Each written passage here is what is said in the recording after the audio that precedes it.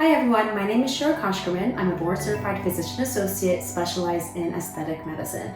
Today I want to talk to you all about cheek filler. So quick background information, if you take a look at these diagrams, this is comparing a 25-year-old and a 65-year-old. As we can tell, throughout the aging process, especially focusing on the cheek area, the bones kind of shrink and the fat pads also shrink and descend. This basically makes us lose the overall contour and the shape of our face, providing a more of a, unfortunately, sagging appearance.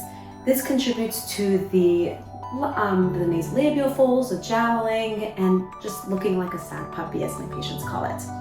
So this is where dermal fillers come in. By taking the appropriate dermal filler based on your skin and bone quality, we can help restore that volume loss, provide more of a contoured look, and an overall more lifted appearance.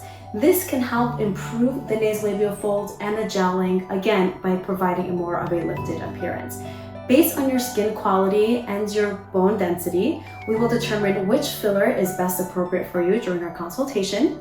Most of these fillers that we use are hyaluronic acid based, mostly from the Juvederm and Restylane line, and they are approved to last anywhere from 12 to 24 months.